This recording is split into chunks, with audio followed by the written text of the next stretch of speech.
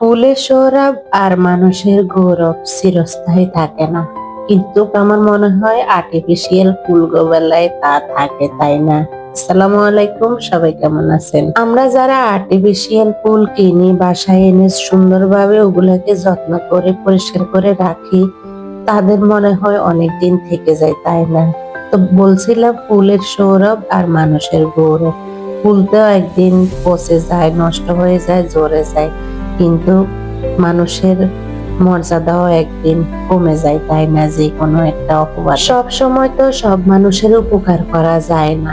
উপকার যদি করতে না পারেন, তাহলে হয়তো আপনার মর্যাদা কমে যাবে। আপনাকে যারা ভালো জানে, তারা আর আপনাকে ভালো জানবে না। আজকে আমার মেয়েটা অল্পের জন্য বেঁচে গেছে। সে স্কুলে যাইতেছে, যদি সিএনজিতে উঠে বসে থাকতো, দেখতো তার ব্যাগে কোনো টাকা ছিল না। তাকে যে টাকা দেওয়া হয়েছে, সে টাকাটা রেখে চলে যাইতেছে। হঠাৎ আমার সামনে পড়াতে আমি তাড়াতাড়ি পিছন দিয়ে যাইয়া ওকে ডেকে তারপরে টাকাটা দিয়ে আসলাম। সব সময় এমন হয় না, আমিও জেগে থাকি না। ও যখনই স্কুলে যায়, আমি বেশিরভাগ সকালবেলা ঘুমে থাকি। তাড়াতাড়ি আমি নাস্তাটা বানাই, টেবিলে রাখি, আমি ঘুমিয়ে যাই। ওর সময় হলে ও খেয়ে দিয়ে স্কুলে চলে যায়। তো যাই হোক, লাখ লাখ শুকরিয়া, আলহামদুলিল্লাহ, আল্লাহ যে এত বড় বিপদ থেকে বাঁচাইছে, এটার জন্য। অনেকে বলবেন হয়তো এটা কোনো বিপদ হলো নাকি, আমার কাছে ছোট হলো এটা অনেক বড় বিপদ। কারণ একবার আমি এরকম একটা বিপদে পড়ে অনেক লজ্জা পাইছি। আমি একবার আমার শ্বশুর বাড়িতে যাওয়ার সময় এরকম একটা লজ্জা পাইছি। আমি তখন বাসে করে গেছিলাম।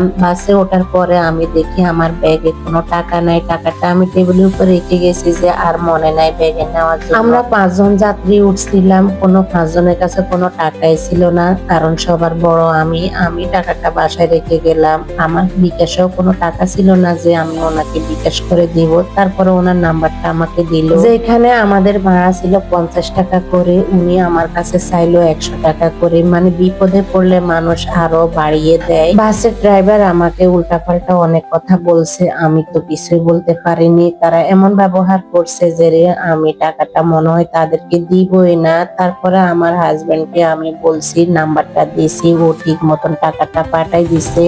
আমার হাজবেন্ড যদি আমার সাথে যাইতো তাহলে এমনটা হতো না, কিন্তু ওর অফিস ছিল, সেই জন্য ও যাইতে পারেনি। 2-3 বছর আগে আমার সাথে এই ঘটনা ঘটেছিল। তারপরে থেকে আমি কোথাও যাওয়ার আগে ভালোভাবে ব্যাগটা চেক করে নিই, এবং কি কেউ বাহির হতে তাদেরকেও বলি ঠিক মতন ভাড়া টাড়া নিয়েছেন কিনা। সব মানুষ তো একরকম না। হয়তো আমার মেয়ে যে সিএনজিতে উঠতো, উনি হয়তো অনেক ভালো হইতো। আল্লাহ যা করে ভালোর জন্য করে। তারপরে আমার সামনে টাকাটা পড়াতে আমি ডেকে দিয়ে আসলাম। তো আজকে এ পর্যন্তই। সবাই ভালো থাকবেন, দোয়া করবেন অবশ্যই আমাদের জন্য। আল্লাহ হাফেজ।